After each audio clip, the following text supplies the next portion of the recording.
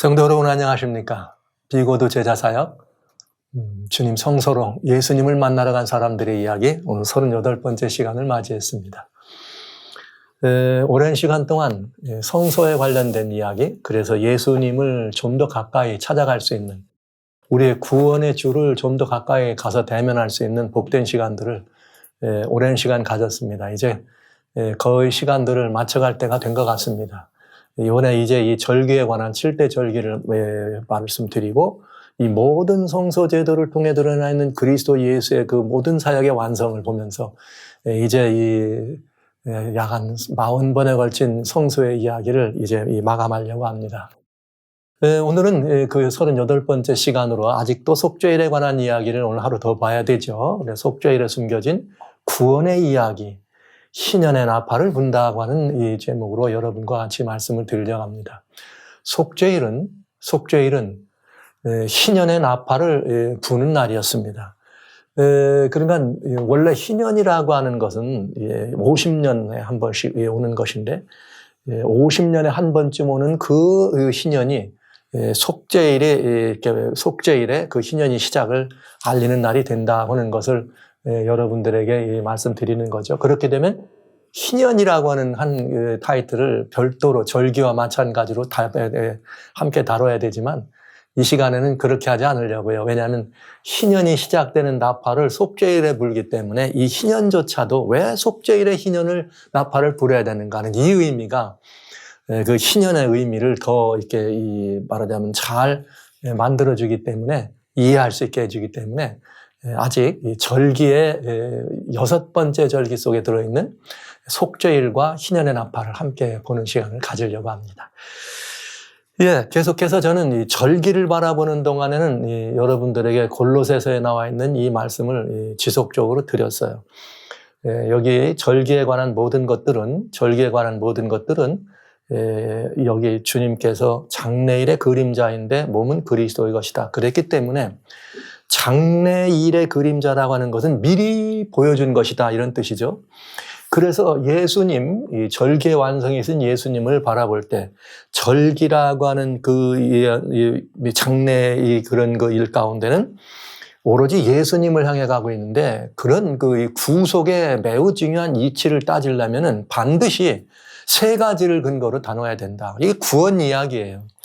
구원 이야기, 구속의 이야기, 또 성경에 대한 이해들을 우리가 이해할 때는 성경 자체에 관한 그런 그 문자적인 의미도 굉장히 중요하지만, 그 안에 들어있는 그 예언 혹은 그 상징 속에 들어있는 그 예표된 실제 원형을 찾아 발견하는 것은 아주 중요합니다. 그게 뭐냐면 그림자이다. 여기 이것들은 장래일의 그림자이다. 이건 예언이기도 하고 예표이기도 하고 표상이다. 그러나 그 원형은 무엇이다? 그리스도의 것이다. 이렇게 돼 있어요. 그래서 구원의 이치는 반드시, 여러분들 구원의 이치는 꼭 그 구원의 이치를 인하여 미리 말씀해 주셨던 예언적 실체, 예언 속에 들어있는 구원의 그 이치들, 그러면서 그 예언이 가리키고 있는 실체가 무엇인지를 살펴볼 것이며, 그 다음에 역사적 실체, 이 모든 예언은 일이 이루어진 다음에라야, 그 일이 이루어져야지만 그 예언이 진실된 여부가 판단되는 것입니다. 그렇기 때문에 예표나 표정이나 그 예언이라고 하는 것은 반드시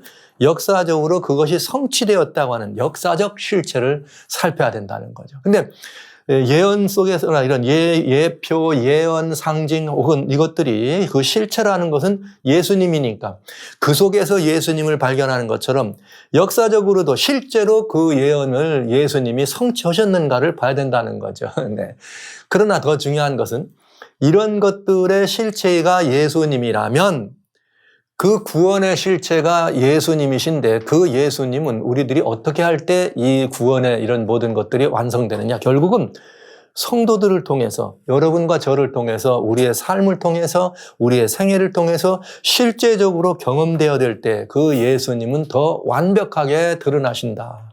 그러니까 여러분, 논리적이고 이론적이고 법적으로 우리의 구원에 관한 이야기를 나누지만, 그런 그 소위 말하면 그 이렇게 이 추상적인 개념의 이야기가 이렇게 논리성을 가지고 우리들에게 전개되긴 하지만, 실제 구원이라고 하는 것은 뭘 할 때 그 구원을 우리가 영접해서 우리의 삶을 통해서 경험하고 누릴 때 가치가 있는 것이죠. 그래서 이 절기는, 특별히 절기는 이렇게 예표로 주신 것이지만 그건 예언된 것입니다. 그러니까 이 모든 절기는 지금까지 보신 것처럼 모두가 예수님께 이렇게 완벽하고 절묘하게 돌아갈 수가 없죠. 그리고 이렇게 역사적으로 모든 것이 성취되는 경험이 뭐 다른 데서는 찾아볼 수 없을 만큼 아주 분명한 걸 알 수가 있어요. 구원 교설과 관련해서요.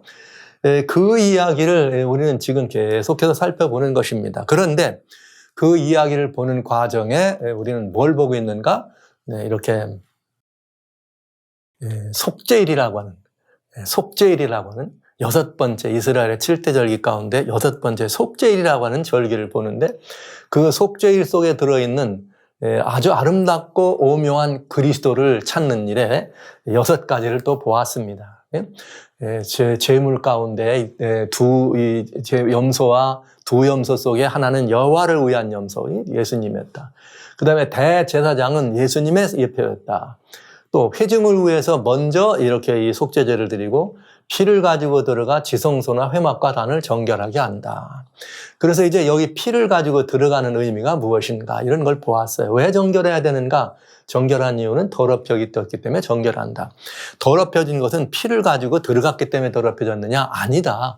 우리가 범한 모든 죄들이 뭘 범한 거예요? 하나님의 법. 죄라고 하는 말은 법이 있을 때 죄가 있는 거예요. 로마서 7장에 법이 없을 때는 죄가 이르지 않았다 이랬다고요. 그러니까 법이 임하니까 죄가 일어나는 거죠. 그것처럼 우리가 죄를 범했다는 말은 하나님의 법을 어겼다는 것입니다. 그러면 하나님의 법을 어겼기 때문에 그 하나님의 법을 완성하고 하나님의 법을 온전케 하기 위해서는 반드시 죄의 삭신 사망이라고 하는 죄의 삭신 사망을 당해야지만 그 법이 온전하게 되는데 이것은 인생에게 주어지신 이치였지만 우리 하나님께서 우리를 대신해서 그래서 대속의 피를 가지고 성소 안에 들어가서 우리의 죄값을 갚으셨음을 허락하면서 하나님의 모든 것들을 어떻게 하는 거예요? 지성소 안에는 언약궤가 있고 그 언약궤 위에는 속죄소가 있고 그 안에는 계명이 들어있는데 그 위에 뿌림으로 말미암아 우리의 모든 죄는 사함을 받게 되고 또 어떻게 되는 거예요?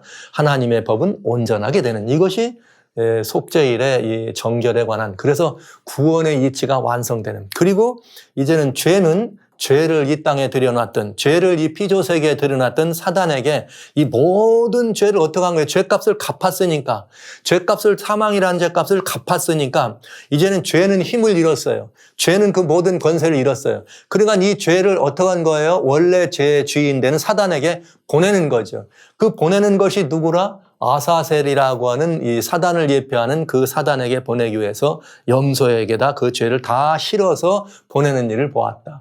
이것은 놀라운 구원의 이치요. 굉장히 중요한 예수님의 승리였다. 근데 이것이 모든 것들이 표상됐던 것들이 어디에서 실체를 만난다? 예수님의 십자가에서 실체를 만난다. 우리는 원필칭 예수님의 십자가 이렇게 말할 때는 단순히 예수님의 죽으심만을 의미하는 것은 아니고요. 이 땅에 성육신 하셔서 죄 없는 생애를 사시다가 십자가에 달려 돌아가시고 그래서 돌아가신 지 3일 만에 부활하신 뒤에 부활하시고 이제 이 40일 동안 제자들과 함께 있다가 승천하신 것까지. 그래서 승천하셔서 마지막으로 하늘에 있었던 사단을 땅으로 내어 쫓기면서 완전히 아사셀이 광야로 내보내는 것까지를 정확하게 어떻게 완성시키시는, 성취하시는 예수님의 모습을 본 것입니다. 그래서 이것들은 다 무엇이에요? 장래일의 그림자요. 그 다음에 이 몸은 실체는 누구다? 예수님이다. 우리는 지금까지 그걸 본 것이죠. 이게 이 속죄일 속에는 이렇게 굉장히 많은 사역들이 들어있었다는 것입니다. 그러나 아직 하나 더 남았습니다. 그건 뭔가? 속죄일의 마지막에 무엇을 하느냐? 희년의 나팔을 부는 것이에요. 여러분이 희년을 주빌리, 여러분 잘 아시죠? 그러나 왜 희년은 별도로 희년을 이야기하지 않고 여기서 말한 것처럼 속죄일과 속죄일의 사역 속에 이 희년을 보기를 원하는가? 속죄일의 사역과 희년의 이 나팔 소리, 희년의 시작은 아주 밀접한 관계가 있습니다. 그래서 이 두 관계를 이렇게 하나로 묶는 것이 우리가 훨씬 이해하는데 빠르다고 하는 것을 여러분들에게 말씀드리면서 사랑하신 성도 여러분, 구원이 뭐라고 생각하세요? 네. 구원이 뭐라고 생각하십니까? 우리 주님이 목숨을 버리면서까지 사랑하신 여러분. 우리 하나님께서 자신의 아들을 죽이시면까지 사랑하신 여러분. 네. 구원이 뭐라고 생각하세요? 그 사람들은 대개 구원이 뭐냐 물어보면은 뭐라고 말하느냐. 아, 구원이 뭐라는 말을 정의하기는 어려우니까. 네, 그냥 교회 가면 마음이 평안해졌어요. 마음이 편안해지는 것이 구원이다. 틀린 말은 아니지만 모든 것을 다 포함하는 정확한 답은 아닙니다. 또 어떤 분들은 뭐 여러 가지 구원이 뭐냐 그러면 뭐 다양한 이런 거죠. 난 아파 죽을 뻔했는데 모든 질병을 낫게 됐다고 구원을 얻었다.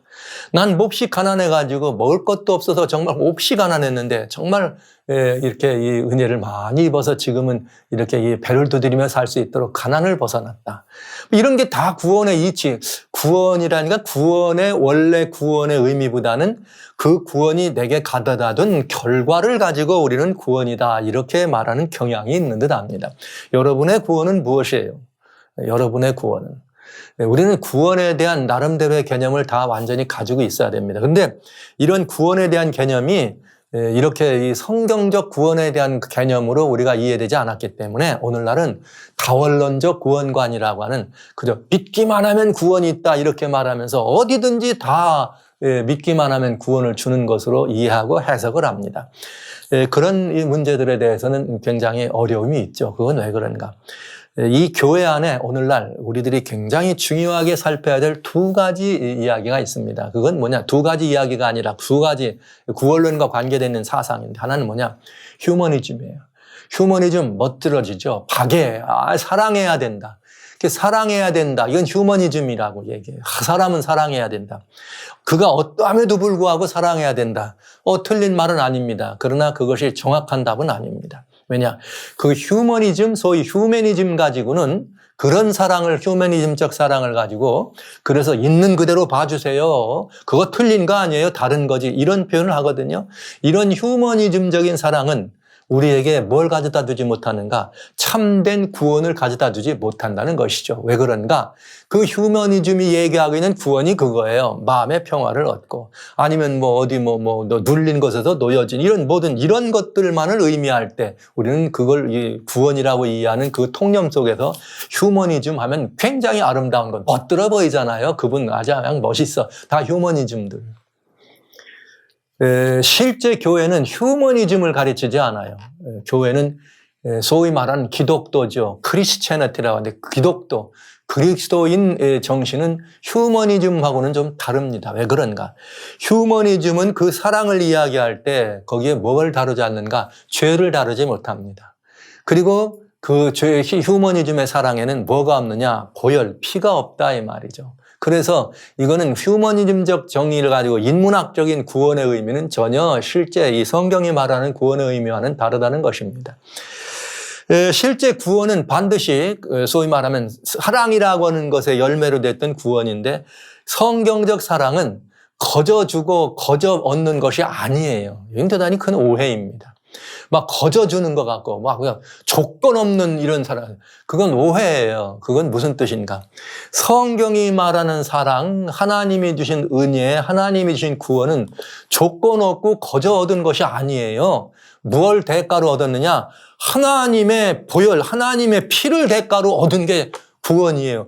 하나님의 사랑이라고 하는 그 속에는 반드시 뭐가 포함되어 있는가? 아들 하나님, 예수님의 피가 섞인 것이 사랑입니다. 그냥 피 없는 사랑은 가짜예요. 즉 인문학적 사랑이에요. 휴머니즘죠. 기독교의 사랑은 보혈이 근거가 된 것입니다. 조건이 없다고요. 천만에요. 예수님이 우리를 살리기 위해서 돌아가셨어요. 이 어마어마한 이것이 여러분. 그래서 우리는 이런 문제들에 대한 이해를 바로 하는 것은 아주 중요한 구원의 이치가 되겠습니다. 오늘은 그 구원의 이치가 아주 적나라하게 펼쳐지고 여러분과 제가 얻은 그 구원의 값이 얼마나 소중한 건가를 좀 살피는 시간이 되겠네요. 자, 보시죠. 그래서 속죄일에 무슨 일이 있는가? 이날에 너희를 위하여 속죄하여 너희로 정결하게 하리니. 여기 우리 주님께서 너희가 너희 죄를 대하여 너희가 갖다가 양잡아드리는 속죄를 하라고 하지 않아요. 내가 속죄해준다 이 말이에요. 이 속죄는 무슨 뜻이냐? 우리의 모든 죄를 엎어두는 거예요. 덮어주는 거예요. 무얼로? 대속의 제물로, 대속의 피로 우리를 어떻게 하는 거예요? 덮어주는 거예요. 이게 속죄예요. 그러니까 내가 죽어서 너희를 위하여 내 피를 흘림으로 말미암아 너희 모든 죄를 어떻게 한다? 덮어준다. 이거예요. 그러니까 여러분 이거 거저 얻은 것 같죠 우리가? 아니에요. 우리는 그 거저 얻은 게 아니라 하나님의 피를 우리가 이 근거로 해서 얻은 구원인 겁니다. 어마어마한 구원의 값인 것입니다. 이렇게 덮어졌기 때문에 주님은 너희가 죄를 다 어떻게 돼서 죄가 하나도 없는 거. 왜? 죄값을 갚았으니까. 죄가 있던 곳에 죄값을 갚아서 죄가 사라졌으니까 어떻게 된 거예요? 정결하게 된 거예요. 우리의 애씀과 우리의 노력이나 우리의 모든 것들은 아무것도 여기 포함되지 않습니다. 우리의 어떤 대가를 지불, 이건 아무것도 포함되지 않습니다. 이거는 우리 하나님의 절대 주권적 은혜로 하나님께서 그 아들을 죽이심으로 말미암아 우리가 살게 돼. 이게 생각하면 가슴이 저밋저밋하고 몸이 두려워 떨릴 지경이죠. 와우, 나 하나를 위해서 하나님이 돌아가셨다. 이 사실을 깨닫는 것이 기독교의 사랑이요. 이것이 구원의 이치인 것입니다, 여러분.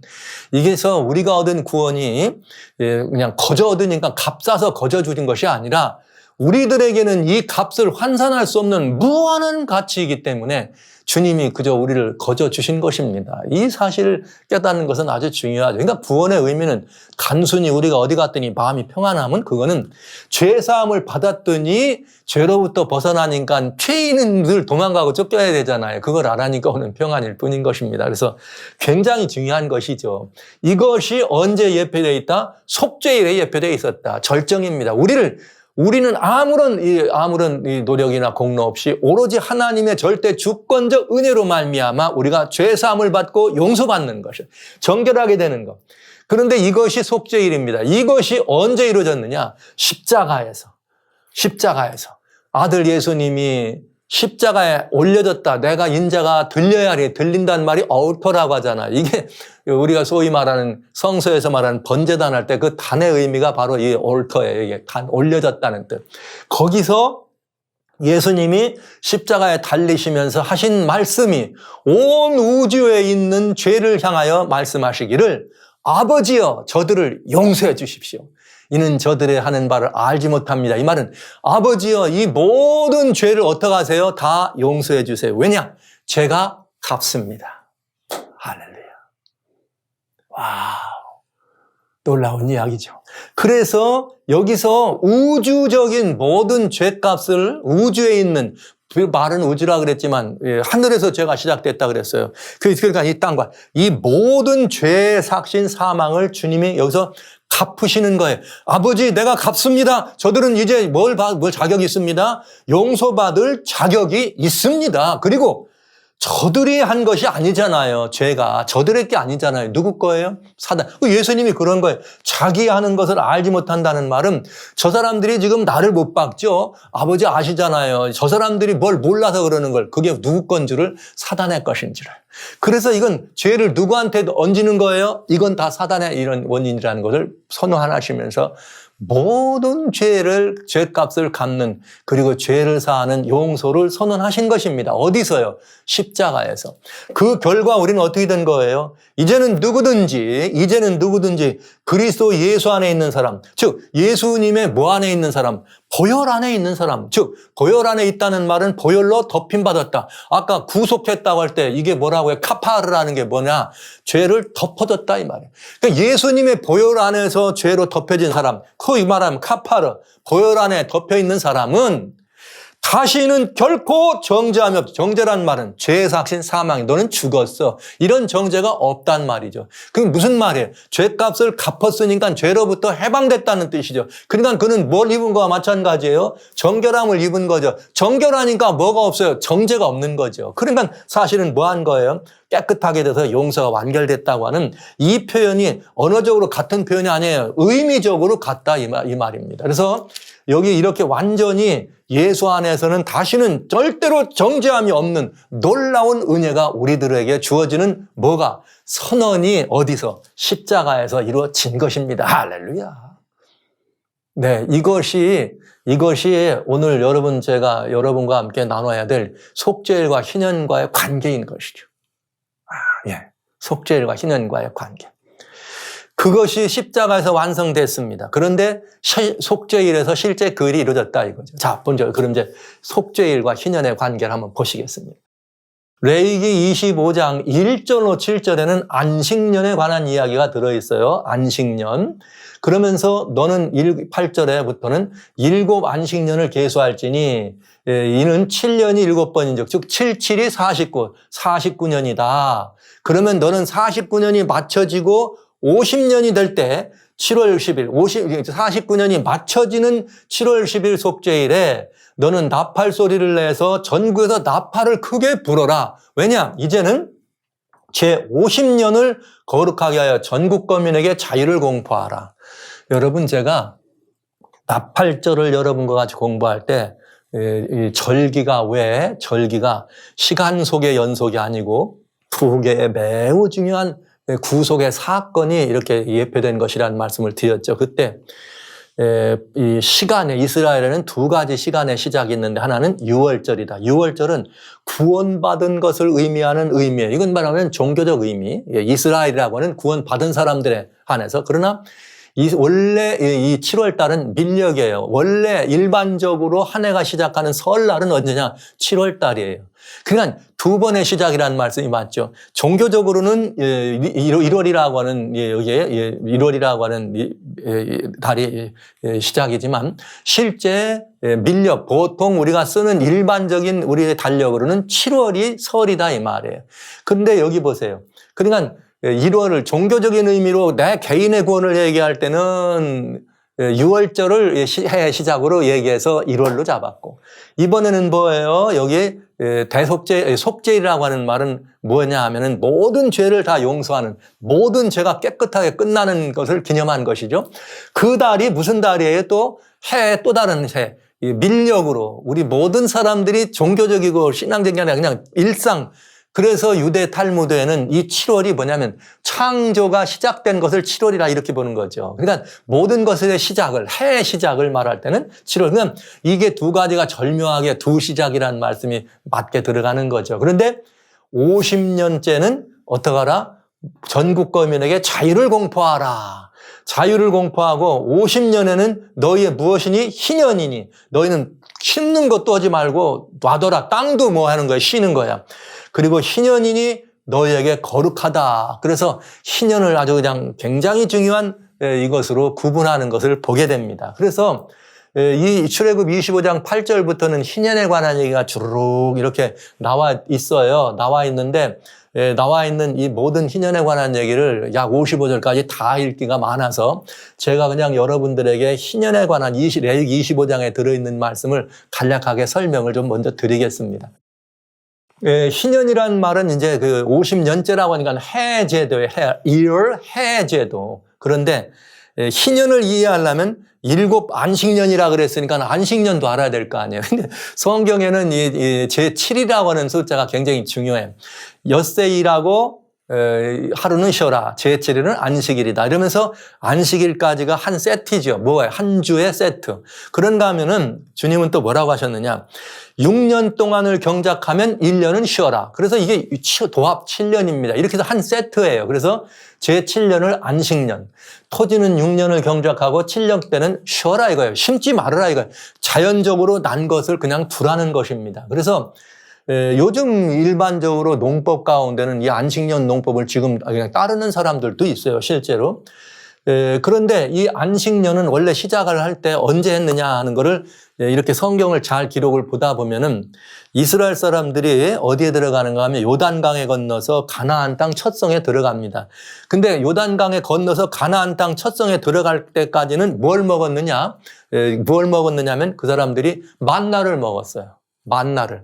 그런데 만나를 먹으면서 그냥 들어갑니다. 들어가니까 그 첫 번째 해에 들어가던 해에는 가나안 땅에 들어갔지만 뭐 심고 거두고 할 수 있는 이게 아무것도 없잖아요. 그래서 그 첫 해가 뭐냐?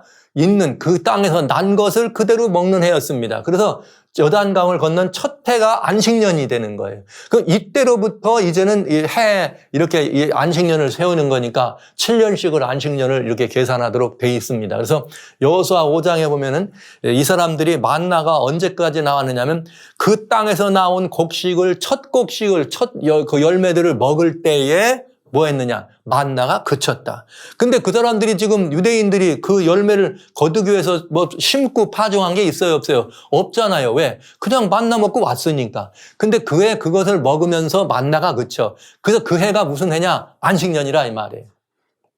그게 되고. 그 다음에 또 뭐가 있느냐면 면제년이라고 하는 것이 있어요. 면제년은 특별히 이 안식년은 토지의 경작과 관련되어 있는 것인데 이 면제년은 뭐와 관련되어 있는가 하면은 부채, 개인이 어려워서 빚을 지거나 이렇게 하면은 7년에 한 번씩 무조건 갚아주는 게 아니라 그냥 탕감해주는 그걸 면제년이라 그럽니다. 그럼 면제년.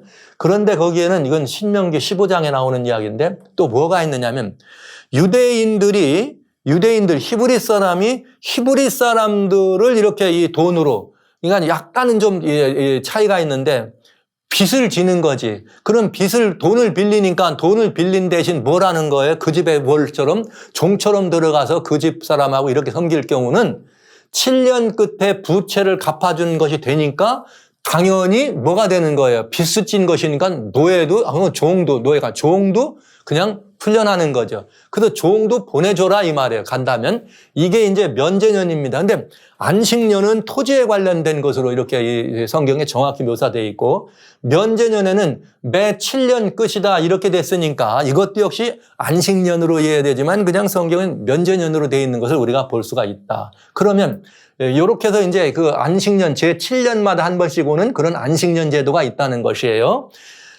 요즘 그런 거 있잖아요. 기독교적 백그라운드가 없는 그런 이런 나라에서 아니면 나라 아니라도 어떤 기업이나 이런 데서 안식년 제도를 해. 뭐 대학에 있는 교수님들도 그런 많이 하잖아요. 안식년 제도에서 6년 이렇게 지나면 1년은 뭐 이렇게 좀 쉰다든지 아니면 더 연구하고 재충전하는 것처럼 그렇게 시작되는 안식년이 7번 반복되면 7번째 안식년, 그러면 7번 반복되니까 49년이죠. 77이 49. 그러면 49년째 되는 해의 마지막 해지만 사실은 시작하는 7월 달 대속죄일에 어떻게 하는 거예요? 나팔을 불어서 이제부터는 1년 동안 50년째 동안 희년이다는 희년을 선포하라 이런 말입니다. 그러면 이제 희년은 여러분 주기는 얼마인지 아셨어요? 그런데 이 희년에 일어나는 일이 있는데 첫째는 뭐가 있느냐? 토지가 회복이 돼요. 이것은 무슨 말이냐? 너무 하나님께서 토지는 이렇게 사고 파는 일을 원래 못하게 돼 있는데 절대로 하나님이 나눠준 거를. 그런데 너무 가난해가지고 이 땅을 내가 경작을 할 수 없어서 돈이 많은 사람한테 땅을 팔아요. 팔면 50년째 되면은 그 팔은 땅을 원래 주인에게로 돌려주게 돼 있어요. 이게 희년입니다. 예, 아주 좋은 제도죠. 50년, 짧은 건 아니지만 굉장히 50년 동안은 그러니까 땅값이 앞으로 다가올 희년이 짧으면 땅값이 어때요? 싸고. 오늘이 50년대가 희년이 되고 희년 다음에 땅을 팔면 어떻게 돼요? 50년 동안 내가 사용할 수 있는 거기 때문에 땅값을 많이 주는 거예요. 그러니까 희년이 남은 연도에 따라서 앞으로 올 희년에 따라서 땅값이 멀면 비싸고 가까우면 싸다 이런 의미예요. 그렇게 돼서 토지가 회복됩니다. 원래 주인에게 돌아갑니다. 그러니까 원래 주인이라는 것을 알기 위해서는 반드시 뭐가 필요하겠어요? 증서가 있어야 되겠죠. 토지 매매 증서가. 그래서 매매 증서를 가지면 당사자 간에 하나, 그 다음에 그 땅에다 하나 심고 또 누구한테 놓느냐면 증인들에게도 갖다 맡깁니다. 자, 이것이 인봉한 증서들을 가지고 이제 이렇게 쓰는 거예요.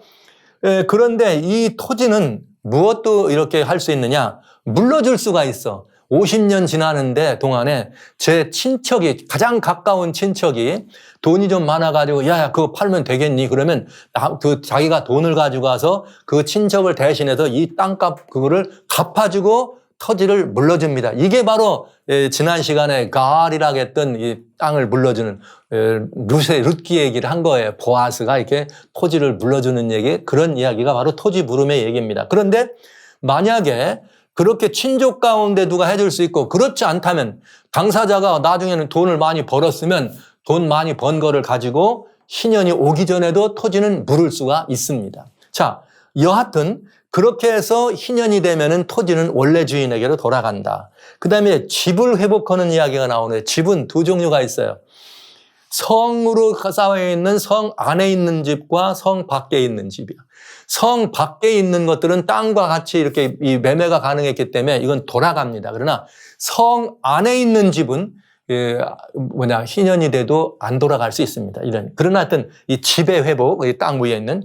그 다음에 중요한 게 뭐냐? 노예, 종이죠. 종이 해방되는데 유대인 집에 유대인이 종으로, 그러니까 돈을 좀 빌려서 쓴 부채로 빌린 거 이러면서 내가 그 대신 빚 갚으라고 얘기 말고 아예 문서해가지고 종으로 팔아서 종으로 사면 유대인이 유대인을 샀을 때는 무조건 돌려보내게 돼 있어요.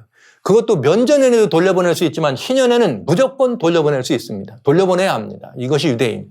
그런데 이방인이 만약에 이방인이 와서 살았어. 우리 동네 와서 사는데 원래 유대인들은 유대인을 종으로 삼지 못하게 돼 있어요. 이방 사람을 종이나 노예로 부리는 거지. 그런데 이방 사람이 우리 집 근방에 살았는데 이방 사람이 돈을 많이 벌고 나는 가난하게 돼가지고 할 수 없이 제가 이방 사람에게 노예로 팔리잖아요. 종으로. 그럴 때도 역시 50년에는 어떻게 되느냐? 돌려보내도록 돼 있어요. 왜? 이방인이 우리 안에 살았지만 그는 거류민이야. 객으로 살지만은 이렇게 우리가 주인 대접, 우리나라 말은 영주권자와 같은 시민권은 없는 이런 사람들, 성경에 말하는 이 게르라고 하는 거류민들은, 거류민 혹은 거주자는 요즘 얘기로 말하면 시민권은 없지만은 영주권은 있어. 그래갖고 거기서 살아. 그런 사람들에게 팔렸을 때는 역시 그 사람들도 유대인의 이런 모든 법을 따라야 된다 이 말이에요. 그래서 돌아간다. 그러니까 한마디로 모든 것이 다 어떻게 되는 거예요? 땅이나 사람이나 아니면 그의 모든 권리들이 다 원래 자리로 돌아가는 것을 의미한다. 이것입니다. 그러면 이 토지 희년이죠. 이것을 희년이라 그랬어요. 그런데 이 희년에 대해서 이것이 실제 제도 속에 성소 제도와 해의 제도 속에 희년이 있었는데 이 희년이 실제로 어떻게 이루어질 것이냐. 메시아가 오셔서 이 희년을 완성시키실 것이라고는 예언이 이사야서에 있고 실제 그 구속의 완성이 우리들에게 있는 부분을 볼 수가 있다는 거죠. 그러면 한번 이제 살펴보도록 합니다. 희년이라는 말은 아주 은혜해. 보시죠. 레위기 25장 10절에 보면 제50년을 거룩하여 먼저 전국 거민에게 뭘 공포하라? 자유를 공포하라. 자유를 공포하라. 그리고 그들은 각각 그 기업으로 돌아가라. 그러나 그 기업 속에는 집도 있고 뭐도 있어요. 땅도 있겠죠. 그 다음에 가장 중요한 건 가족으로 돌아가. 뿔뿔이 가난해가지고 흩어졌던 사람들이 50년이 되면은 어떻게 하는 거예요? 가서 만나는 거예요. 그런데 여러분 보세요. 50년이 간 다음에 제 1년째가 될 때 누가 집 팔고 그런 거 하겠습니까? 일단은 땅이 있는데. 그렇죠? 빚은 얻을 수 있지만. 근데 좀 지내다 보면 이게 가물고 오늘날 되게 살기가 힘들어지다 보면 얼마가 지난 다음에 그 땅을 파는 거죠. 그렇게 되면 그 남은 기간 동안은 종이든지 아니면 부채든지람이든지 남의 소유로 살다가 희년이 되면 돌아가는 거예요. 그런데 이 희년에는 무엇도 하지 말라 그러는가? 파종도 하지 말라 이거예요. 땅도 살리는 이야기지만 여기 그러면 이상한 일이 있어요. 희년이 7 안식년이 지난 다음이면 안식년 때는 땅을 파종하면 안 되잖아요. 그런데 그 다음에가 희년이 되면은 2년 동안을 파종을 않는 거죠. 이렇게 되는 것이죠. 성경에 그런 예가 히스기야 임금님 때 그런 말이 나오는데 여기에 이 희년이란 바로 그런 의미가 있어서 땅도 쉬는 거예요. 모든 것이 쉬는. 이 희년에는 너희가 각기 기업으로 어떻게 될지라 돌아갈지라. 이렇게 돼 있네요. 땅도 쉬는 것입니다. 자, 그러면 한번 보실까요? 그러면 우리는 이런 생각도 하죠. 야, 그러네. 7년 다니면 지구가 말이야. 성경에 보면 그런 말 있잖아요. 마지막 때 천년기가 있죠. 그래서 그렇다면 지구는 6,000년 역사가 있고 1,000년은 뭐가 있겠다? 안식년이 있는 것처럼 휴지기도 있겠다. 이런 말들을 하고 우리는 천년기라고 하는 것을 그런 땅이 이 지구가 쉬는 그런 기간으로 이해하는 그런 예도 여기서 유추해서 생긴 예인 것입니다. 자, 이제 그렇게만 말씀을 드리고요. 그렇게 말씀드리고 희년이란 자유를 찾을 뿐만 아니라 원래 신분을 찾고 회복하고 그 다음에 자기가 헤어졌던 가족들을 찾고 기업, 토지와 집을 찾는 은혜의 해가 희년입니다. 여기 제가 찾는다 했는데 도로 찾는다는 뜻입니다. 돌아간다는. 자, 그럼 이것이 희년인데 이제 우리는 이 속죄일과 이 희년은 무슨 관계냐 이렇게 돼 있네. 너는 7 안식년을 계수하고 이렇게 해서 49년이 되걸랑 7월 10일 49년이 되는 그 해 7월 10일 날 속죄일인데 나팔을 불어서 희년을 선포하라 이거예요. 왜 그래요? 속죄일에 뭐가 이루어졌으니까 모든 죄로부터 완전히 용서받은 죄로부터 죄의 굴레와 죄의 노예 상태로부터 뭐된 해방되었다고 하는 것이 속죄일의 성서 정결입니다. 그러니까 이 모든 것으로부터 완전히 해방된 것을 어떻게 한 거예요? 선언하는데 희년을 집어넣어가지고 속죄일을 하라 그랬으니까 실제 속죄일 속에는 속죄일과 희년의 관계는 뭔가? 이거는 인류 구속, 인류의 구원의 해방의 선언이구나. 인류가 죄로부터 해방해서 선언되고 완전히 자유한 희년이 시작되니까 원래 인간의 모든 것들을 되찾는 그런 예표라는 것을 금방 알아버릴 수가 있습니다. 그래서 속죄일에 희년을 선포하는 것은 이렇게 중요한 의미가 있는 거예요. 모든 원래 거민들이 다 자유로 원래 곳으로 돌아가야 되니까 뭐가 끝난 다음에 하나님께로부터 다 용서하고 너 내가 죄사함 받아. 이 말은 우리의 죄값을 갚아줬으니까 인간이 뭐가 된 거예요? 죄의 노예, 사망의 종이 됐잖아요. 그 사망의 종이 되고 죄의 농예됐던 우리들이 다 자유함을 얻었다는 사실을 언제 선포해야 정확해? 속죄일에 선포하는 거예요. 끝났다. 정결이 끝났다. 그래서 희년을 언제 선포한다? 속죄일에 선포하는 것입니다. 그래서 희년은 바로 뭘 선포하는 거냐? 은혜의 해를 선포하는 것이 희년입니다. 그런데 무엇 날? 속죄일은 바로 은혜의 해를 뭐 하는 날이에요? 선포하는 날입니다. 매년마다 오는 속죄일은 뭘 기다렸을까요? 그러면 50년 만에 한 번 오는 속죄일을 기다릴 수 있죠. 왜? 매년마다 오는 속죄일은 50년 만에 오는 속죄일로 이게 들어가는 거예요. 그래서 이것이 굉장히 중요한 은혜가 이게 선포되는 그런 계속해서 7년마다 면제년이 있고 7년마다 면제년이 있다는 결국은 원래대로 돌아가는 은혜를 더 긴 은혜를 우리는 보게 되는 것입니다. 그래서 이 희년이라고 하는 것은 속죄일에 이렇게 우리가 모든 것으로부터 해방되는 것이 결국은 뭘 예표하는가? 결국은 희년의 모든 것으로 완전히 온상을 복귀한다고는 희년의 예표가 된 것이고 그 희년의 예표는 뭐라? 메시아 사역의 예표로 연결된다. 그래서 희년은 속죄일과 메시아 사역의 뭐예요? 굉장히 중요한 징검다리, 역사적 성취로 우리를 시선을 끌어가는 그림자였다는 것을 알 수가 있습니다. 그러면 메시아 사역과 희년에 대한 예언을 우리 한번 살펴볼 필요가 있죠. 보시죠. 이사야 61장 1절로 3절에 보면 주 여호와의 신이 내게 임하셨으니 이는 여호와께서 내게 기름을 부으사 가난한 자에게 아름다운 소식 하심이라. 여기 나를 보내서 마음이 상한 자를 고치며 포로된 자에게는 자유를, 갇힌 자에게는 노임. 그러니까 뭐 하는 날이에요? 희년이잖아요. 이거를 선포해요. 그런데 그걸 뭐라 했는가? 여호와의 은혜의 해와 우리 하나님의 신원의 날을 전파하며 모든 슬픈 자를 위로하되 무릇 시온에 슬퍼하는 자에게는 화관을 주고 그 죄를 대신하고 희락의 기름으로 슬픔을 대신하고 찬송으로 그 근심을 대신하시고 그들로 의의 나무 곧 여호와의 심으심과 그 영광을 나타낼 자라 일컬음을 얻게 하심이니라. 할렐루야. 네, 뭐의 사역이에요? 메시아의 사역을 이렇게 이사야가 예언한 것입니다. 그런데 이 메시아의 사역을 이사야가 예언했는데 실제 예수님이 오셔서 뭐라 그랬어요? 누가복음 4장 16절로 19절 예수께서 그 자라나신 곳 나사렛으로 안식일에 자기 규례대로 그 회당에 들어가서 성경을 읽으려고 서심해 선지자 이사야의 글을 읽을 책을 펴서 기록한 데에 읽으시니 곧 아까 이사야 61장 주의 성령이 내게 임하셨으니 이는 가난한 자에게는 복음을 전하게 하시고. 여러분 가난한 자에게 복음이 뭐예요? 배고프고 줄인 자에게 복음 먹는 거죠. 가난한 자에게 복음을 전하고 내게 기름을 부으셔서 포로된 자에게는 어떻게? 노예들이죠. 포로된 자는 자유를 주고 눈먼 자는 누구예요? 앞을 보지 못하는 자는 앞을 보게 하니까 더 자유하는 거죠. 그런데 여러분 여기 눈먼 자는 다시 보게 하고 눌린 자를 자유케 한다면 뭐에 눌린 거예요? 죄에 눌리고 사망 권세에 눌려 사는 이런 모든 것들을 어떤 사람들을 어떻게 자유케 하는 것이 희년이다. 이렇게 해서 왜 희년이냐? 은혜의 해를 전파하게 하려 함이라 하였더라. 예수님이 직접 성경을 읽으시면서 뭐라고 하셨느냐? 주의 은혜를 전파하게 하려 함이라는 이사야의 그 일을 읽으시면서 이렇게 말해요.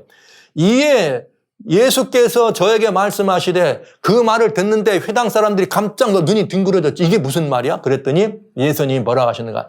이 글이 이사야 선지자에 하신 이 글이 오늘날 너희 귀에 응하였느니라. 할렐루야. 예수님이 십자가에서 예수님이 회당에서 이 말씀을 읽으면서 이 말씀이 오늘날 너에게 어떻게 했다? 응했다. 즉 이제는 뭘 내가 선언하러 왔다? 희년을 선언하러 왔다. 이렇게 말씀하신 거죠. 네, 희년을 선언하러 왔다. 그러면 이제 우리는 한 가지를 따져봐야 돼요. 그러면 이것은 지금 아직 예수님이 희년을 십자가에 선포하신 줄 알았더니 이건 아직 십자가 사건이 아닌데요? 예. 그러나 이건 우리는 금방 알 수 있습니다. 요건 언제냐? 예수님께서 이렇게 이 침례 요한에게 침례를 받으신 다음에 광야의 시험을 받고 돌아와서 회당에 들어가셔서 읽은 거예요. 메시아의 사역을 선언하신 것이에요.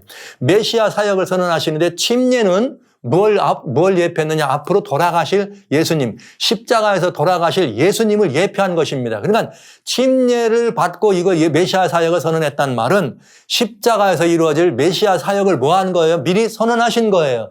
그래서 예수님이 실제 누가복음 23장 34절에 예수께서 가라사대 아버지여 저희를 사하여 주옵소서 자기 하는 것을 알지 못함이라면서 우리 모든 인류를 향한 뭘 선언하세요? 용서를, 죄사함을 거기서 선언하시는 것입니다. 그래서 인류의 모든 인류를 향한 죄와 사망의 권세로부터 해방이 선언되는 은혜가 시작되는 것을 설명해 준 거죠. 그러니까 이건 굉장히 중요한 예수님의 십자가에서 이루어진 역사적 성취입니다. 메시아가 직접 희년을 선언하시고 희년을 성취코자 이 땅에 오셨다는 사실을 얘기한 것이죠. 그러면 희년은 언제 여러분 선언한다고요? 속죄일에. 이렇게 되면 십자가는 뭐가 될 수밖에 없어요? 속죄일의 사건이 될 수밖에 없는 것입니다. 여러분 이렇게 절묘한 만남을 우리는 보게 되는 거죠. 즉 십자가에서 은혜의 해를 선포하신 것이에요. 메시아 사역에 이미 침례는 뭘 의미한다고요? 십자가의 사건을 의미하는 예수님의 죽으심을 의미해. 그래서 우리 로마서 6장에 사도 바울이 주의 죽으심과 합하여 침례를 받는 우리는 이렇게 나오잖아요. 주님의 침례나 우리의 침례는 다 뭐와 관련이 있어요? 예수님의 죽으심. 실제 주님의 죽으심에 대해서 이미 일찍 죽임을 당한 분이라 하니까 항상 예수님을 죽임을 당한 의미를 가지고 있는데 예수님이 십자가에 돌아가시고 나면 실제로 주님이 선언을 못 하시잖아요. 그 침례를 받으셔서 십자가를 예표하신 다음에 직접 이 모든 것이 응했다. 예수님이 직접 선언하시고 하나님께서 직접 선언하시고 십자가에 돌아가시면서 이제 모든 은혜를 선포하신 것이죠. 그래서 은혜를 선포하신다는 말은 희년을 선포하신 것입니다. 어디서요? 십자가에서. 모든 죄인의 용서를 하셨다. 이 말은 뭘 얘기한 거예요? 속죄일의 성서 정결이 거기서 정확하게 드러나는 것을 알 수 있습니다. 이게 맞춰져야지만 뭐가 되는 거예요? 희년을 선포할 수 있는 거죠. 그래서 속죄일의 희년 선포가 십자가에서 뭘 만난 거예요? 완벽하게 원형을 만나게 되는 것입니다. 이래서 희년과 속죄일은 이렇게 아주 밀접한 관계가 있는 것이고 정확하고도 절묘하게 어디서 십자가를 향해서 예수님을 향해서 이 모든 것이 고정되는 것을 알 수가 있네요. 완벽한 그림자인 것을 보게 되는 것이죠. 그래서 이 모든 것들은 장래일의 그림자라 몸은 예수님이라. 속죄일에 그 모든 속죄일에 이루어졌던 그 사역의 완성이 결국은 희년의 선언이 되고 7번씩 반복되면서 선언되고 7번 반복되고 선언되고 더 정확하게 그러면서 결국 희년이 어디 메시아 사역까지 달하면서 십자가로 나가는 완벽한 이 징검다리 길인 것을 우리는 보게 된 것입니다. 너무나 정확한 예표인 것을 오늘 보셨어요. 자, 그러니까 여러분 우리는 모든 절기와 월삭이라고 한 이 말씀, 그 다음에 모든 해와 삶과 절기, 이 모든 것들이 십자가에서 귀결되고 그 모든 것이 응하였느니라 이 말씀 이룬 것을 보게 되죠. 자, 문제는 이제 이렇게 역사적으로 성취되는 그 희년의 성취를 우리는 보면서 이것을 어떻게 우리가 경험적으로 가지고 오느냐 하는 것이 중요합니다. 보시죠. 이 희년의 사건이 역사적으로 어떻게 정확하게 예수님의 사건이, 예수님의 십자가 사건이, 돌아가시는 그 사건이 희년의 성취이며 어떻게 그것이 십자가의 사건이 정확하게 그런 희년의 나팔소리가 될 수 있는가, 이 이야기를 지금 보고 계신 거예요. 자, 여기 보세요. 요한복음 19장 30절에 예수님이 다 이루었다. 뭘 다 이루셨느냐? 여기 중요한 이야기가 있어요. 자, 보시죠. 히브리서 2장 14절로 15절. 자녀들은 혈육에 함께 속하였음에 그도 또한 한 모양으로 혈육에 속하심은 항이나 이런 것들을 물러주려면 누가 물러줄 수 있다? 근족이, 가까운 친척이 물러준다. 그러면 우리로 하여금 죄에 빠진 우리들을 죄로부터 건지고 죄의 노예로부터 해방시키려면 우리와 뭐가 돼야 돼요? 가장 가까운 근족이 돼야죠. 그래서 예수님이 뭘 오셨어요? 혈육으로 오신 거죠. 그래서 우리의 뭐가 된 거예요? 우리 사람의 맏아들로 오셨어. 그래서 그분이 사망으로 말미암아 사망의 세력을 잡은 자 마귀를 없이 하며, 그러니까 예수님이 돌아가셔서 구속의 피로 이 모든 것들을 갚으셨기 때문에 이제는 뭐예요? 사망의 사람을 잡은 자 마귀를 어떻게 한 거예요? 없이 했단 말은 죄값을 갚았으므로 마귀가 뭘 한 거예요? 죄의 세력을 잃어버렸다는 거죠. 그러면 우리는 어떻게 되는가? 죄에 노예됐던 우리들은 어떻게 되는가? 죽기를 무서워함으로 일생에 매여 뭐하는? 종노릇하는 우리 모든 자들을 뭐하였다? 놓아줬다. 이게 뭐예요? 희년이죠. 와, 정확하게 인간이, 우리 모든 죄인이 죄와 사망의 종으로부터 뭐 한 거예요? 해방이 됐다고요. 무엇 때문에? 십자가에서. 그러니까 십자가의 사건은 곧 뭘 말한 거예요? 우리의 모든 죄와 이 사망의 종에서 우리가 해방된 희년이 역사적으로 성취됐다는 것을 이렇게 사도 바울이 명쾌하게 설명해 준 것입니다. 이제 희년은 이렇게 완성이 됐습니다. 이제 남은 것은 이 희년이 이렇게 남았으면 이제는 우리가 할 일이 있죠. 그건 뭐냐? 이것을 우리 이렇게 경험적으로 경험하는 것만 남았어요. 경험하는 것. 이것이 이제 경험하는 것인데, 보시죠. 로마서 6장 22절에 우리가 죄로부터 해방됐어. 뭐가 맞았으니까? 희년. 이 구속적 희년이에요. 실제 이렇게 땅이 뭐 이런 게 아니라 이렇게 하나님과 우리 사이의 관계에서, 사단과의 관계에서, 죄와의 관계에서 구속적 희년입니다. 죄에게서 해방됐어요. 그런 다음에 하나님께 드려졌어요. 이제는 원래 우리가 하나님에 드려진 열매니까 이 마지막은, 하나님께 드린 마지막은 뭐다? 영생이라. 그러니까 우리가 해방이 된 다음에는 모든 것을 원래 걸 되찾아야 되잖아요. 죄에게서 종이 되었을 때는 뭐의 종이에요? 사망의 종이야. 거기서 해방되면 뭐의 종이 되는 거예요? 사망이 아니라 생명의. 그래서 마지막은 영생이라. 그래서 고린도전서 3장 21절 23절 이게 정말 중요한 것입니다. 여러분 정말 정말 이게 제가 펄쩍펄쩍 뛰고 싶을 정도의 이 마음의 소원이 여러분 앞에 이렇게 정말 있습니다. 보시죠. 이제는 그런즉 누구든지 사람을 자랑하지 말라. 만물이 다 누구 것이라? 너희 것이라. 만물이 다 너희 것이다. 바울이나 아볼로나 게바나 세계나 생명이나 사망이나 지금 것이나 장래 것이 다 너희 것. 그러니까 생명과 사망이란 말은 생명권을 말하는 것이에요. 지금 것이나 장래 것은 뭐예요? 영원하다는 뜻이죠. 그 다음에 만물이란 말은 우리가 속해 있는, 여기 속해 있는 우리 눈에 보이는 이 모든 것들. 여러분, 하나님께서 이사야 45장 18절에 하나님이 하늘과 땅을 지으셨다. 그리고 그 가운데 모든 것들을 지었다. 지은 이유는 사람으로, 우리로 하여금 거하게, 즉 우리 때문에 그걸 지었다 하셨어요. 그래서 첫째 날, 둘째 날부터 여섯째 날까지 이 모든 것을 다 지으시고 심히 좋았느니라고 누구에게 맡겨요? 아담에게 맡긴 거예요. 너는 생육하고 번성하여 땅에 충만하라. 그리고 네가 이 모든 것들을 뭐하라? 다스리고 통치하라, 이 말이잖아요. 모든 것들을 뭐하라? 관리하고 통치하고 다스리라. 이 지구에 뭘 가진 거예요? 주권을 가진 거죠. 그런데 이 모든 것이 다 너희 것이, 이게 지금 뭘 의미하는 거예요? 잃어버렸던 것들이 회복됐다는 거죠. 너희는 그리스도의 것이요. 왜? 주님이 우리를 피로 사셨으니까. 하나님과의 관계가 온전해진 것입니다. 그러면 여기 이게 참 인간이 사단에게 이렇게 이 순종업으로 말미암아 우리가 잃어버린 것들이 많이 있습니다. 그런데 지금 뭐가 회복되느냐? 영생권을 회복했네요. 그 다음에 지구의 주권을 회복했어. 이 모든 것들, 지구가 누구를 위해 주어졌어? 우리를 위해 주어졌는데 사단이 딱 가져가서 어떻게 할 수 있어요? 예수님 딱 데리고 성전 꼭대기에 올라가서 나한테 경배하라. 이 모든 것들을 내게 주리라. 이렇게 말했습니다. 여러분, 이 모든 것들은 원래 누구한테 맡긴 거죠? 우리들에게 맡긴 것이었어요. 원래 주권은 누구 것이고요? 창조주의 것이고. 그런데 이제 사단이 어떻게 한 거예요? 자기 것인 그냥 쓸 수 있다. 즉 우리는 지구촌의 주권을 잃어버렸던 거죠. 그것이 회복된 것입니다. 그래서 만물이 다 너희 것이야. 할렐루야. 그 다음에 이제 우리는 하나님과 우리 사이는 우리는 그리스도 것이고 그리스도는 하나님. 그러니까 하나님과 우리가 완전히 하나가 되는 거예요. 예수 그리스도 안에서. 하나님과의 관계가 회복된 거죠. 우리는 하나님의 누구길래? 자녀길래. 네. 우리는 하나님의 자녀길래.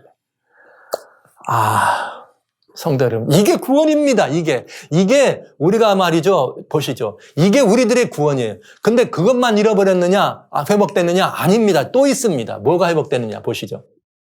여러분, 이게 굉장히 중요한 게 하나 있는데, 욥기서에 보면 이런 말이 있어요.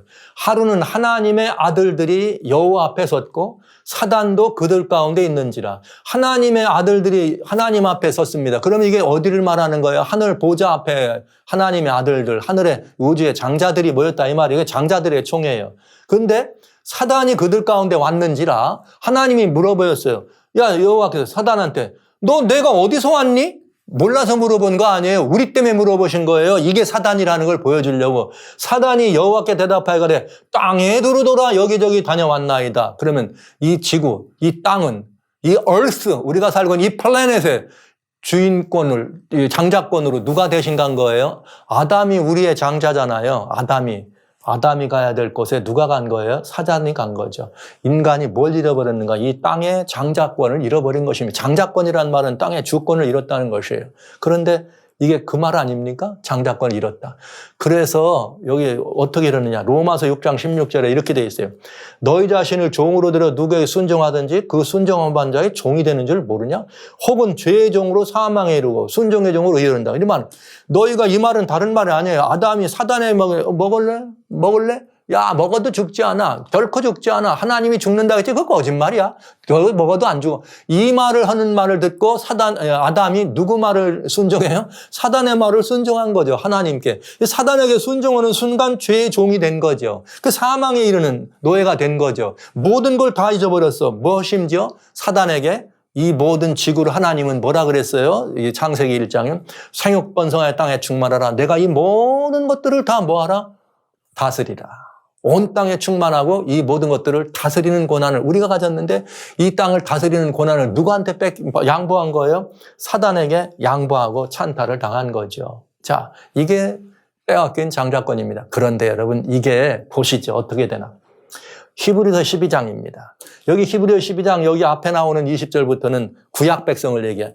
그러나 구약 백성들이 이런 것은 시온산과 막 떨리는 신의 산, 시온산이 아니라 떨리는 말이야자면 그 천사들의 막 이런 이 무서운 그런 불 붙는 산 두려웠다. 그러나 너희가 이런 것 우리들이죠. 시온산과 하나님의 도성을 말하는 거예요. 살아계신 하나님의 도성인 하늘의 예루살렘과 오늘 우리들의 특권입니다. 그 천천만 천사와 하늘에 기록된 장자들의 총회와 할렐루야. 그 하늘에 기록한 장자들의 총회에 예수님 십자가 전까지는 누가 갔어요? 사단이 갔어요. 그러나 예수님이 이제 이 모든 것들을 이루시고 사단에 올라가서 아사셀, 우리 이제 속죄일로 말하면 아사셀을 향한 염석에 내보낸 그것처럼 하늘에서 아사셀 사단을 예수님이 쫓겨버렸어. 그렇게 쫓겨내니까 이제는 사단이 어디 있어요? 하늘엔 더 이상 없어. 이제는 누가 그 자리에 찾아가요? 하나님이 알아서 자룩한 장자들의 총회야. 누가? 여러분과 제가. 그래서 여기 에베소 2장 6절에 우리는 다 어디에 하나님께서 우리가 부활하셔서 우리를 하늘에 함께 앉혔다 말씀하신 것입니다. 그동안 성서 공과에 여러분들이 보신 모든 것들이 그 안에 들어있는 거예요. 우리가 함께 하늘에 앉힌다. 그런데 여기 뭐라고 나와요? 여기 의인의 영들이고 새 언약의 중보인 예수와 및 아벨의 피보다 더 낫게 말하는 뿌린 피니라. 할렐루야. 예.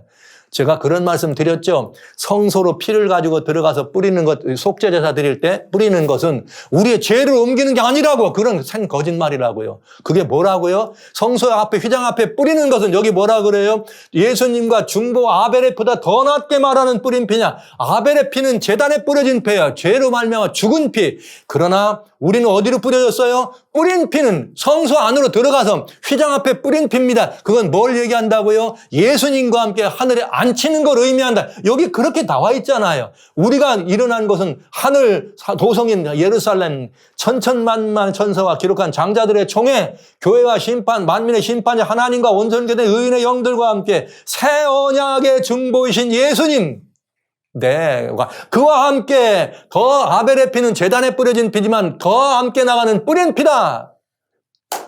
이게 바로 하나님 보좌 앞에 서 있는 우리들을 말하는 거잖아요.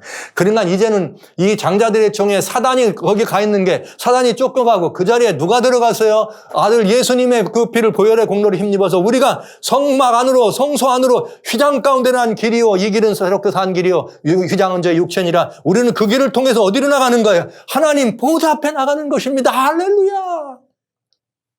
이게 구원입니다, 여러분. 이게 구원. 우리는 잃었던 뭘 회복한 거예요? 장사권까지 회복한 것입니다. 와, 사랑하신 성도 여러분. 이 이야기를 요약해서 사도 요한이 드디어 예수님의 이 모든 역사가 끝난 다음에 예수님 하늘에 승천하신 다음에 누구에게? 요한에게 계시를 주셔요. 뭐라고 했느냐? 이제는 어린 양, 일찍 죽임을 당한 어린 양이 말이죠. 우리의 모든 것들 잃었기 때문에 요한계시록 5장 보좌가 열립니다. 보좌 앞에서 우리 어린 양의 책을 빼서 인봉된 책을 빼서 어떻게 됩니까? 5장에 보면 하나님의 보좌에 앉으신 이 오른손에서 인봉된 책을 가져다가 어린 양이 그 인을 뗍니다. 여러분 아까 분명히 뭘 말씀드렸어요? 이 땅에서 무슨 역사 있을 때 토지를 매매하거나 종을 주고 사고 팔 때는 반드시 매매 증서를 쓴다고. 그래서 어떻게 한다고요? 당사자들이 갖고 현장에 넣고 인봉해가지고 보관한다고요. 누가요? 증인들이. 그런 똑같은 매매 증서와 같이 말이죠. 거기 누가 있는 거예요? 예수님이 그 증서를 받아서 피값을 내가 사신 사망을 갚았으니 이제 이 모든 만민은 다 뭐라는 거예요? 죄로부터 해방이라는 선언이 담겨 있을 그 증서를 예수님이 보좌에 앉으신 오른손에서 네 오른손에 받아서 인을 뗍니다. 그때 무슨 일이 벌어지는가? 새 노래를 노래하여 가로되 책을 가지고 인봉을 떼기에 합당하시보다 예수님 일찍 죽임을 당하사 각 족속과 방언과 백성과 나라 가운데 사람들을 피로 사서 하나님께 드리고, 피로 사서 하나님께 드리고. 아까 읽으셨죠? 우리가 다. 그러니까 우리는 누구의 것이다? 그리스도의 것이요. 그리스도는 하나님 것이다. 우리는 하나님 것이에요. 피로 사서 하나님께 드려시고 저희로 우리 하나님 앞에서 우리들이 뭐 하는 거냐? 나라와 제사장을 삼으셨으니 저희가 땅에서 뭐 하리라? 왕 노릇하더라. 여러분. 너무나 놀라운 이것이 그리스도인들이 불러야 될 새 노래입니다. 그 이전의 모든 것들은 아직도 해방되지 않았기 때문에 죄인의 노래. 그러나 이제 십자가 이후에는 무슨 노래예요? 새 노래예요. 우리는 무슨 노래예요? 우리는 하나님께 피로사 드렸다. 그래서 고린도전서 3장 16절, 고린도전서 6장 19절에 뭐라고 되어 있어요? 우리는 주님께서 우리가 다 성전이다. 하나님의 성전이다. 6장 19절은 우리 20절은 하나님이 예수님이 우리를 피로 사서 하나님께 드렸다고. 예. 네. 너무나 놀라운 이야기입니다. 이것이 구원입니다, 여러분. 이것이 구원입니다. 이것이 여러분과 제가 알아야 되고, 이것이 여러분과 제가 누려야 되고, 이것이 여러분과 제가 선포해야 될 구원의 이치인 것입니다. 네. 있는 그대로라고요? 천만에요. 우리 주님이 아드님의 피로 우리를 사서 하나님께 드림. 그래서 그 피의 공로 때문에 우리가 이런 놀라운 사랑을 입은 사람들인 것입니다. 거저가 아닙니다. 이 모든 것들을 하나님이 회복해 주셨는데 이 속죄일에 이제 속죄일과 희년과 이 모든 것들을 우리가 본다면 이게 다 이제 해방이니까 희년의 얘기예요. 지금까지 본 건 다 희년의 얘기. 새 노래도 희년의 나팔 소리가 불려진 것이고요. 모속죄일에 이제 속죄를 마감합니다. 속죄일에 모든 죄인을 위한 속죄와 정결이 이루어졌다. 네. 그날 모든 죄인이 하나님 앞에서 의롭다고 선언된 것입니다. 아무 공로 없으나 일을 아니할지라도 경건치 아니한 자를 의롭다 하시는 그 하나님이 모든 죄인을 어떻게 하나님께서 의롭다, 정결하다 하셨단 말이에요. 용서하셨다는 거예요. 그렇기 때문에 그날 모든 죄인이 어떻게 된 거예요? 죄로부터 해방되고 자유를 얻었습니다. 그리고 어떻게 한 거예요? 모든 죄인의 죄가 누구에게? 아사살 사단에게 어떻게 돼요? 전가돼서 분리의 땅으로 보내졌습니다. 속죄일의 의미입니다. 그리고 속죄일의 피날레로, 결국은 속죄일의 피날레로 뭘 불어요? 희년의 나팔 소리가 울려진 것입니다. 요거는 매해마다 진행되는 일이었고, 요거는 7 안식년 끝에 희년된 49년 때 희년의 나팔 소리가 울려 퍼지며 징검다리로. 와우. 여기서 보시죠. 이렇게 되면 이게 뭘 말하느냐? 속죄일의 모든 표상들, 상징들은 주님의 십자가에서 뭘 만난 거예요? 원형을 만난 것입니다. 십자가는 속죄일의 완성이고 속죄일의 완성이기 때문에 역사적으로 희년이 뭐 되는 거예요? 선포되는 거예요. 뭐라고? 포로된 것이 어떻게 되는 거예요? 거기서 사단에게서 소확게 빼앗겼던 모든 것들을 다 어떻게 도로 찾는데 희년은 어떻게 하는 거예요? 돌아가는 거예요. 내 잃었던 땅을, 토지를 회복하듯이 지구 주권을 회복한 것이고 우리 모든 것들을 회복하는 것이 희년입니다. 보시죠. 뭘 첫째 우리는 이러느냐? 죄와 사망의 종이 돼서 영생을 잃어버렸어요. 그러나 예수님의 십자가에서 그의 덮으심으로 말미암아 우리가 영생권을 이제 회복한 거예요. 제가 이 권자를 쓰는 이유는 너무 억울해서요. 아까워서요. 영생을 회복한 게 아니라 우리는 영생할 권리가 있는 사람으로 회복됐다고요. 영생할 권리가 있는 사람으로. 영생권 회복했습니다. 그리고 이제 우리는 누구예요? 사단이 우리를 대신해서 하나님 보좌 앞에 있었는데 이제는 그 사단이 내어 쫓기고 우리는 예수님의 피의 공로로 우리가 보좌 앞에 나가서 우주 총회의 장자들 앞에 있는 뭘 회복한 거예요? 장자권을 회복한 사람들입니다.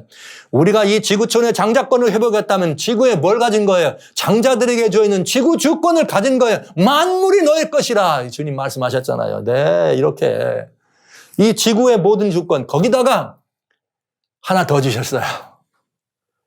이제는 우리들이 뭐까지 받았느냐? 이제는 우리들이 왕같은 제사장권까지 얻은 것입니다. 여기 분명히 새 노래로 얘기해서 하나님께 우리를 피로 사서 드렸기 때문에 그런 소중한 가치가 있는 존재들이기 때문에 너희는 이제 누가 되라? 내 제사장이 되라. 왠지 아세요? 제사장이란 죄를 다루는 사람들이에요. 제사장이 하는 직분이 죄를 다루는 사람. 그래서 하나님과 죄인 사이에 뭐예요? 중보자 역할을 하는 것이 제사장입니다. 그런데 그동안은 십자가 이전에는 우리가 뭐였어요? 죄인이었어요. 죄인. 그렇게 죄인이었던 우리들에게 이 죄값을 갚아서 우리의 영생권과 장자권과 이 모든 것들을 회복해 주신 다음에 이제는 너희가 제사장이 되라. 뭐 하면서요? 우리가 뭐 하면서요? 죄인이었지만 죄를 속 짓고 죄땡 안에 살아가는 우리들이 이제는 죄를 취급하고 죄를 다루는 하나님과 이렇게 또 다른 죄인들, 아직 믿지 않는 사람들, 또 다른 죄인, 아니면 아직도 온전하게 되어 있지만 모든 우주의 거민들 앞에서 우리는 하나님과 이 모든 우주의 만민들 사이에 뭐가 돼서 중보자로, 뭐에 관한 중보, 죄에 관한 중보자로서는 왕같은 제사장권을 얻은 것입니다. 성경은 우리들에게 계시록 5장에 보니까 10절에 너희가 땅에서 왕같은 제사장이라. 할렐루야. 사람들은 이렇게 얘기해요. 소위 말하면 기독교 세대주의자들은 우리가 부활 이렇게 해서 여기 왕같은 제사장 이렇게 되면은 이런 얘기나 또 아니면 일반 제사장 예수님 오실 때 부활해가지고 그때 부활하시면 나가가지고 우리가 승천해가지고 천년기 있는데 그때 제사장 노릇한다고. 아닙니다. 아닙니다. 물론 그때도 제사장인 것은 틀림없습니다. 우리는 언제부터 제사장이냐, 왕같은 제사장이냐, 예수님의 십자가 이후부터 영접하는 순간 우리는 왕같은 제사장권을 받는 것입니다. 할렐루야. 그래서 베드로가 뭐라 그랬어요? 우리는 너희는 택하신 족속이요 거룩한 나라의 왕같은 누구다? 제사장이다. 이게 언제 얘기라고요? 예수님 재림 이후에 천년기 때 얘기입니까? 아니잖아요. 지금이 그러니까 뭐라 그래요? 천년기는 여러분 우리가 다 하늘로 승천해서 있을 일이지만은 예 그렇죠? 성경대로라면 여기 성경 계시록은 오히려 우리를 땅에서 왕 같은 제사장이라 했습니다. 이 말은 지금 우리는 여기서 왕 같은 제사장이라 이 말인 것입니다. 너무나 놀라운 것이죠. 이게 우리들의 뭐예요? 구원 이야기입니다. 예수 그리스도의 보혈의 공로로 우리를 카파로 덮어주시더니 끝내 우리를 죄로 모든 권세로부터 우리를 다 용서하셔서 우리를 다해로 정결하다 해주셨더니 그 다음에 뭘 부는 거예요? 희년의 나팔을 부르셔서 너희는 뭐라? 해방이다. 그리고 해방일 뿐만 아니라 우리들은 뭐가 됐다? 죄인으로 죄를 피하고 죄 때문에 두려워하던 죽을까 봐 되어있던 그런 죄인이 아니라 거기서 해방돼서 죄의 포로 사망의 포로도 해방돼서 죄를 다루고 취급할 줄 아는 제사장이 되라. 이렇게 돼 있다고요. 이 말은 살아가신 성도들이시여. 우리는 이 땅에서 더 이상 나그네가 아닙니다. 신앙생활 열심히 잘하는 분들 이런 찬송 많이 부르죠. 죄 많은 이 세상은 내 집 아니네. 죄 많은 이 세상은 누구 집 아니네? 내 집 아니네. 그럼 우리는 어떻게 해야 돼요? 우리는 저 천국 이렇게 거기에 우리 집이 있다. 사실은 그렇지 않아요. 이 세상은 하나님이 우리들에게 주권을 회복해 주신 우리들의 세상입니다. 사단은 여기서 우리를 미혹할 수 있고 미혹에 넘어가 또 우리를 막 어떻게 빠진 사람 핍박할 수 있지만 오늘 들은 이 구원의 의미를 이해한 사람들에게 더 이상 지구는 우리들의 나그네가 아닙니다. 이 지구에서 나그네가 아닙니다. 왜? 하나님이 우리의 권리를 회복해 준 거예요. 그럼 왜 우리가 나중에 예수님 오실 때 하늘에 가느냐? 이유가 있죠. 이미 그렇게 죄로 말미암아 지구가 어떻게 된 거예요? 망가졌어요. 그러니까 재개발하려고 잠깐 우리가 가서 여기 싹 새하늘과 새 땅 재개발한 다음에 다시 내려와요. 여기로. 그러니까 이 땅이 우리들의 뭐예요? 본곳이에요. 우리의 본향이에요. 여기서 우리가 주인이에요. 여기서 우리가 왕인 것입니다, 여러분. 우리는 더 이상 나그네가 아닙니다. 우리를 여기서 나그네처럼 살게 하는 건 어둠의 이야기입니다. 절대 그렇지 않습니까? 그런데 우리는 여기서 조금만 어려우면 아이고 주여 나그네 세상 빨리 끝나고. 여러분 우리는 나그네가 아닙니다. 여기서 왕 같은 제사장으로 살아야 됩니다. 그런데 우리는 자꾸 그것이 신앙이 좋은 것처럼 그렇게 표현한 건 아닙니다. 그건 아닙니다. 성경은 우리들의 모든 권리를 회복해 주셨습니다. 십자가에서 보혈의 공로로. 여러분 예수 그리스도의 보혈의 가치를 그렇게 희석시키지 마십시오. 우리는 여기서 주인인 것입니다. 담대하게 오라 사단이여 내가 주인이다 할 수 있어야 되는 거죠. 왜요? 어디서 배웠어요? 사단이 예수님에게 이 만국을 버리면서 경배하라 그랬더니 no, 내 하나님을 시험하지 말라 이렇게 됐잖아요. 그런데 이 만국이 사실 누구 거였어요? 창조주 하나님인데 이제는 하나님이 우리 아버지 아니십니까? 우리가 아버지께 드려졌잖아요. 이 모든 게 회복됐잖아요. 이 모든 것들의 만물이 다 누구 거래요? 고린도전서 3장 21절 내 것이라고 안 합니까? 여러분 이걸 주장할 줄 아는 것이 그리스도인 아닐까요? 이것을 누리는 사람들이 성도가 아닐까요?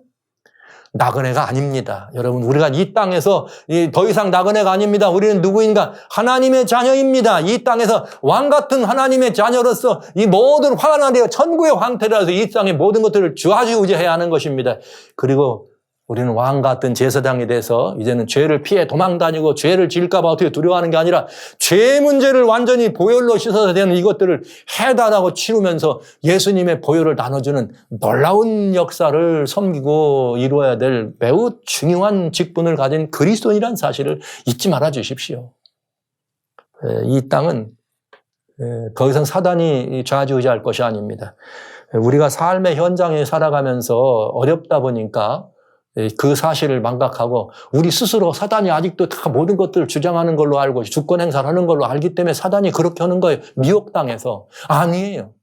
이건 다 내 거다. 하나님이 내게 주신 땅이야. 내가 어디서 무엇이 두려워. 이 모든 것들을 나는 소유할 수 있는 자격 있는 사람이야. 난 하늘아버지의 아들이야. 하늘아버지의 아들이란 말은 우주의 왕의 아들이란 뜻 아닙니까? 왕의 아들을 보고 우리는 뭐라고 말합니까? 왕자라고 안 합니까, 여러분? 여러분은 하나님의 왕자여 하나님의 공주님이십니다. 여러분 이 땅의 주권자로서 왕 같은 제사장입니다. 나그네로 사시지 말고 주인으로 이 땅에 살아주시기를 바랍니다. 이것이 희년의 나팔 소리를 듣는 사람들이 우리가 믿고 희년이 있다는 사실을 믿고 속죄일에 이것이 선언된다는 사실을 아는 사람들은 지금 우리는 이 희년의 모든 자유를 마음껏 누려야 된다는 사실을 이걸 누리지 않고 경험하지 않는다면 우리는 안 믿는 사람들입니다. 교인이죠. 그리스도인이 아닙니다. 저는 오늘 여러분 강력하게 말씀드리지만 이 아름다운 복음이 너무 아까워서 너무 귀하고 소중해서 그리고 이 어둠의 미혹 때문에 우리 스스로 그것이 신앙이 좋은 것처럼 알면서 죄 많은 이 세상은 내 집이 아니니까 이거 아니라 이 말이죠. 이렇게 주님이 원하시는 거 그거 아니에요. 바울이 사도 바울이 얘기 안 했습니까? 생명이나 사망이나 지금 것이나 장래 것이나 바울이나 게바나 아볼로나 누구라도 다 너희 것이다. 이 모든 것들은 하나님께서 우리를 위하여 존재하도록 하신 것입니다. 우리가 뭐만 하면 그리스도 예수 안에 있기만 하면요. 주님의 카파가 우리를 덮었다면 살아실 성도 여러분 우리는 이 땅에 비록 몸은 저하에 살지만 우주의 주인 되신 하나님의 자녀로 이곳에서 왕같은 제사장으로 살 수 있다는 사실을 살아신 성도는 믿음으로 영접하시고 이걸 여러분의 삶을 통해 경험하시고 이 삶을 마음껏 누리셔서 여러분을 보는 누구라도 보면서 저 사람들 도대체 어떤 사람들이야? 사망을 무서워하나, 배고픔을 무서워하나, 핍박을 무서워하나, 굶주림을 무서워하나 도대체 뭘 두려워하는 사람들이야? 알고 봤더니 저 사람들이 주인이구나. 하나님의 아들, 딸이로구나. 이런 소리를 좀 들어야 안 되겠습니까? 오늘 살아가신 성도 여러분, 형제자매 여러분, 이제 제발 좀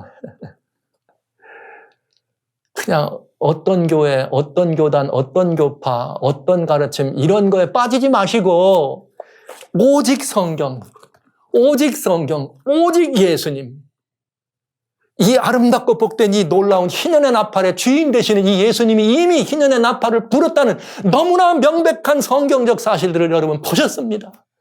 이미 제도 속에서 성소제도 속죄일 속에서 희년이라고 하는 제도 속에서 예언된 것이 이사야 선지자에 예언됐던 것이 예수님이 직접 선언하시고 십자가에서 이루시고 우리는 또 그 사실을 직접 경험할 수 있다는 사실을 여러분 오늘 배우셨으니 오늘 이 시간 이후로 우주의 주인 되시는 하나님의 아드님과 따님으로 살아주시면서 이 주님의 보혈의 공로 안에 카파로 덮여서 살아가는 여러분의 결코 정죄 없는 삶이 여러분의 것이 되셔서 구원의 진실된 의미, 참된 구원의 의미, 단순히 마음의 평안에서 교회 나가는 것이 아니라 이런 엄청난 이런 의미들을 내가 이런 사람이었어.